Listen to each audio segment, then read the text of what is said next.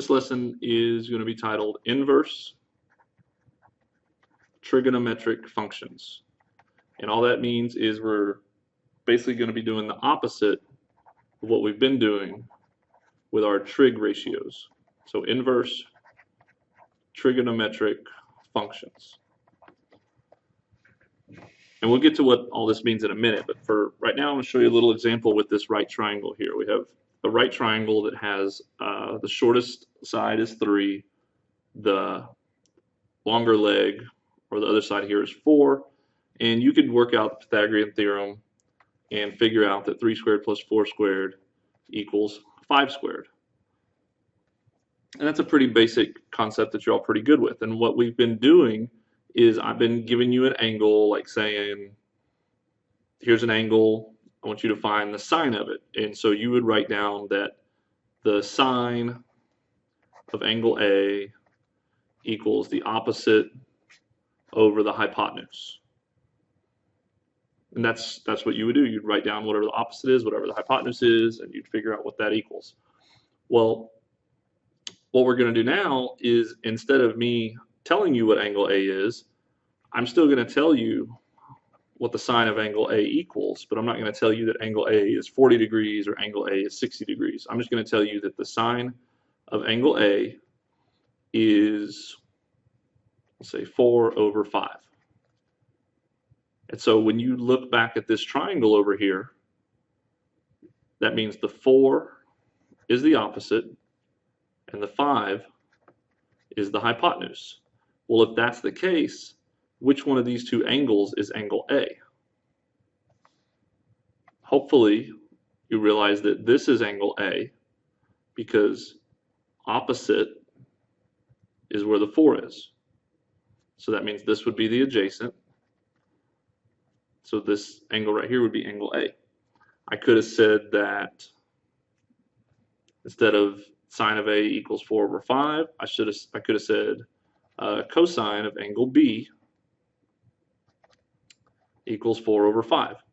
And you would have gone over to angle, you know that cosine is adjacent over hypotenuse. So you would have gone over to here and said that, okay, 4 is the adjacent. This is still the hypotenuse. So adjacent, hypotenuse, this must be angle B. So either way, you could have figured out which angle is angle A, which angle is angle B, and it's just based on what you know about sine, cosine, and we could have done it with tangent, but for now we'll just do what we did there.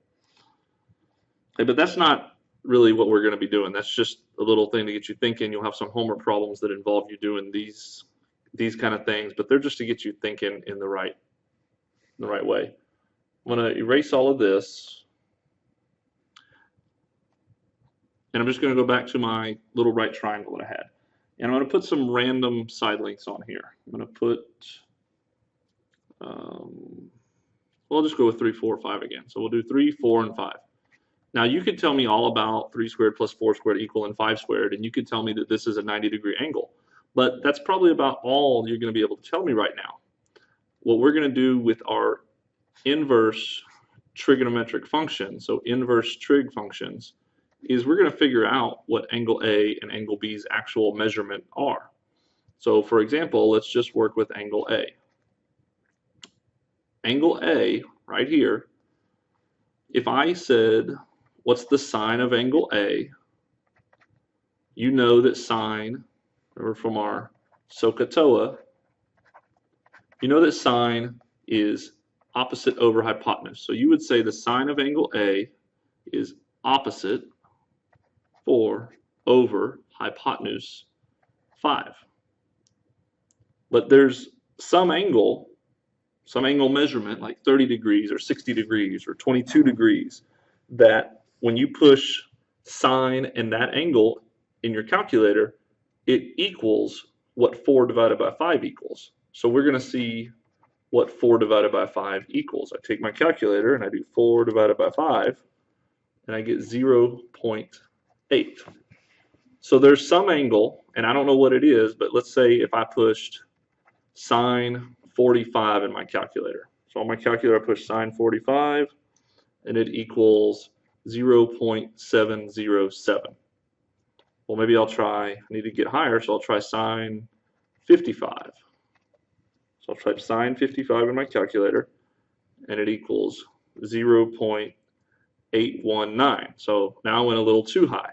So I could keep going here. I could keep typing sine 52 and trying to get as close as I can because I'm trying to figure out what angle A is. So I do sine 52, and I get 0.788. So again, I went too far. So it's somewhere in between 55 and 52, but I'm never going to know exactly what it is.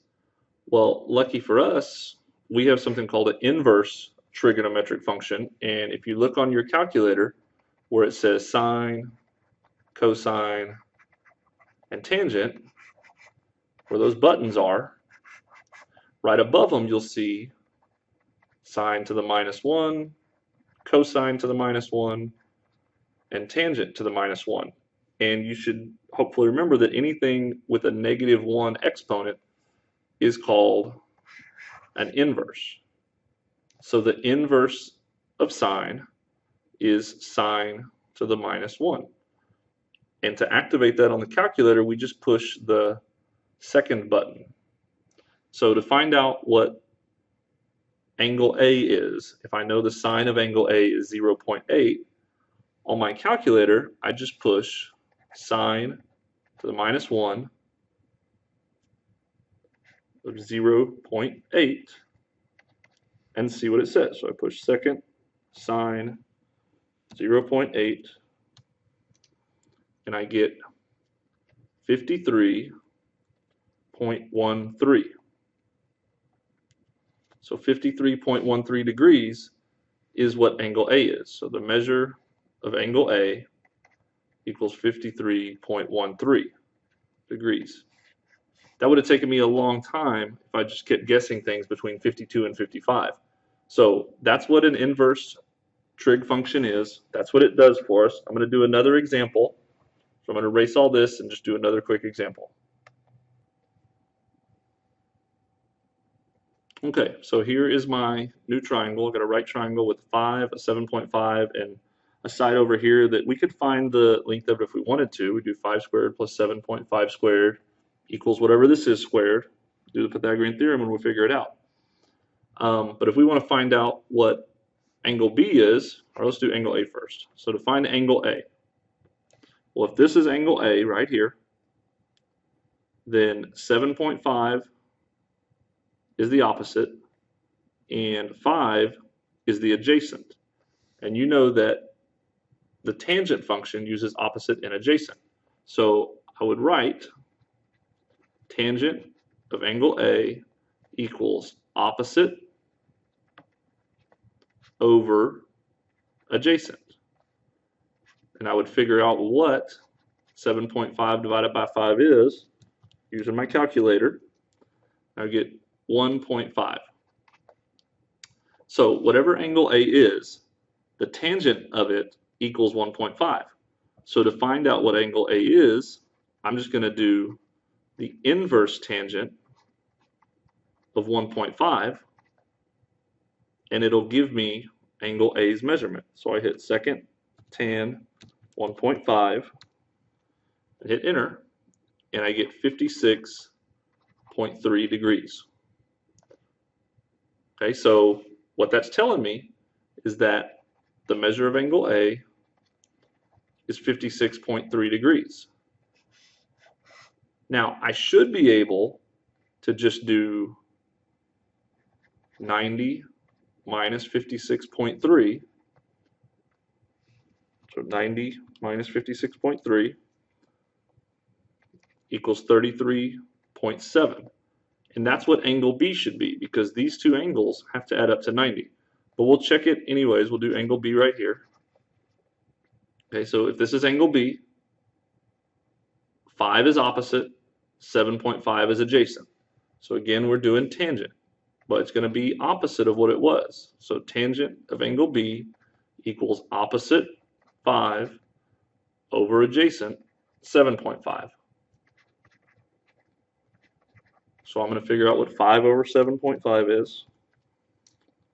It comes out to 0.66 repeating, so I'll put 0.667.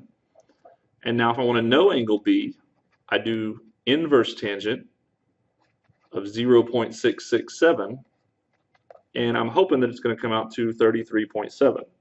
So second tangent 0.667, and it gives me 33.7 on my calculator. So I know that the measure of angle B is 33.7 degrees. And that's how inverse trigonometric functions work. You're going to do some practice with it tomorrow. Hopefully it makes sense to you. If you have any questions, be sure to ask them tomorrow.